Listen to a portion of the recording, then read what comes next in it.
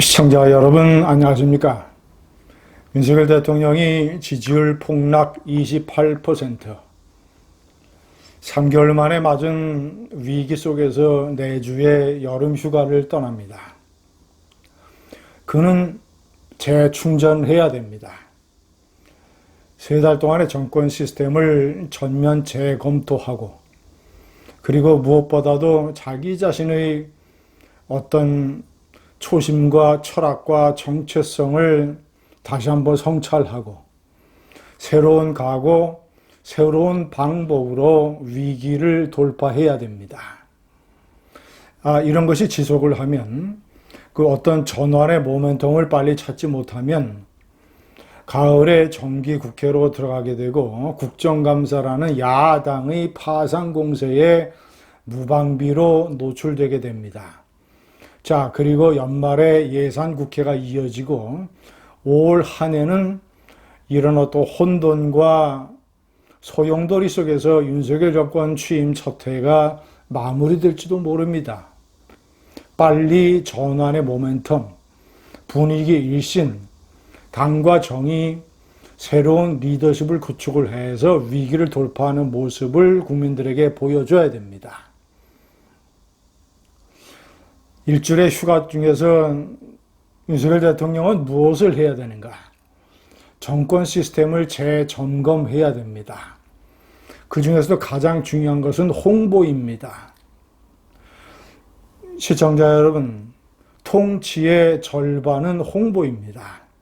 아무리 취지가 순수하고 애국적이고 그리고 국민만 바라본다 하더라도 그것이 국민들에게 비춰지는 것, 그것을 국민들이 보는 것, 실상은 A인데 국민이 B로 본다면 홍보에서 실패하는 것입니다. 홍보는 비즈니스도 마찬가지지만 정권 통치에서 절반에 해당되는 중요한 요소입니다.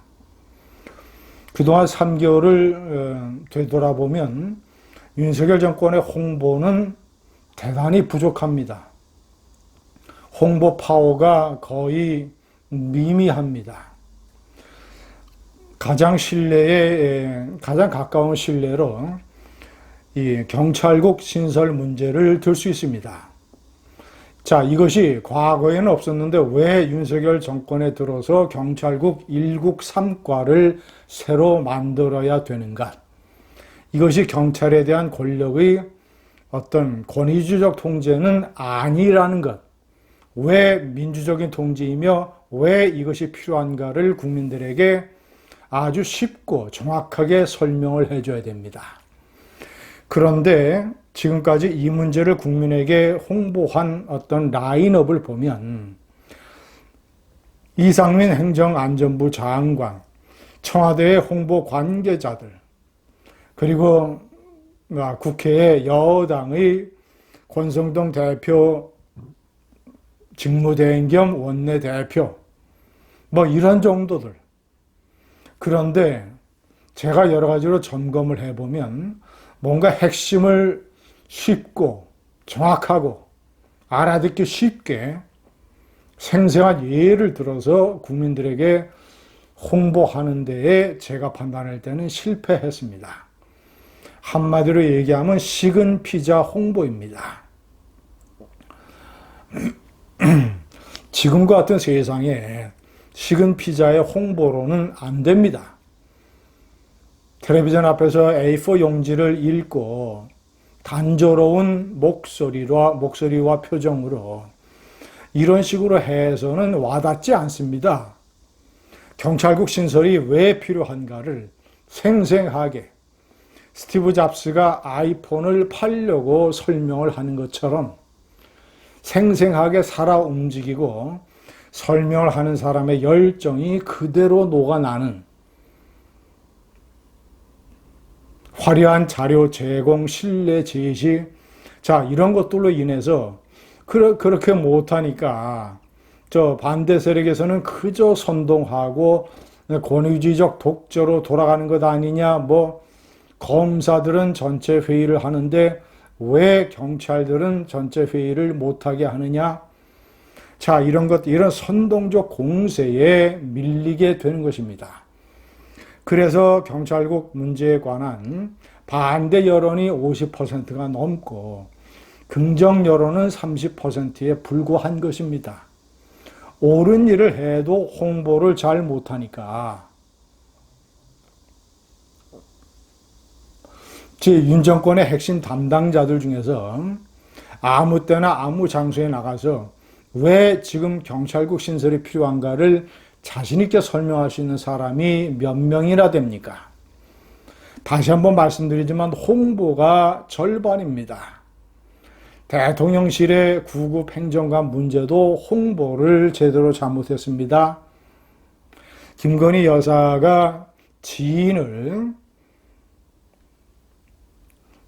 스페인 마드리드 그때 이 G20 순방에 OECD 이 순방에 데려갔던 문제, 이것도 홍보가 상당히 부족했습니다. 도어 스태핑에 관한 것은 대통령의 입장이 왔다 갔다 했습니다. 대통령실의 입장도 왔다 갔다 했습니다. 도어 스태핑이 왜 필요하며 우리는 무엇을 얘기하겠다. 도어 스태핑 외에 대통령과 청와대 홍보 관계자들이 따로 어떤 식으로 국정을 설명을 하겠다. 자신있게 설명하겠다. 자세하게 설명하겠다.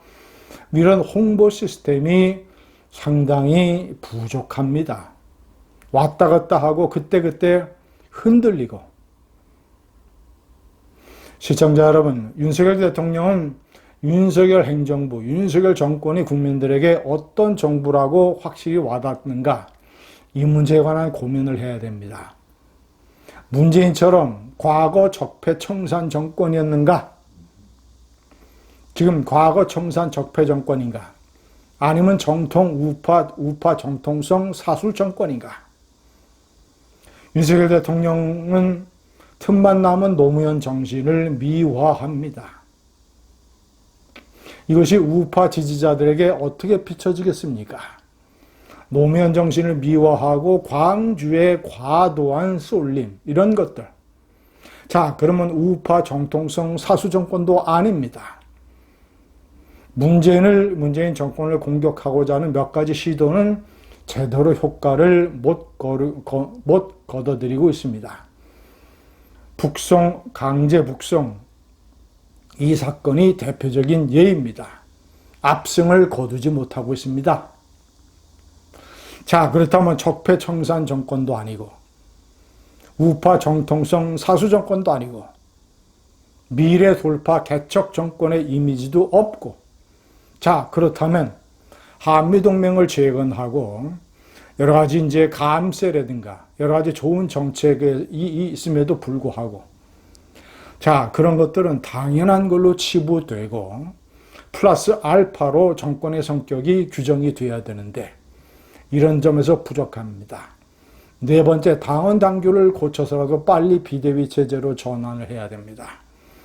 이준석을 과감하게 확실하게 정리를 해버리고 권성동 원내대표는 원내대표만 맡아야 됩니다. 가을에 원내대표의 할 일이 산적해 있습니다.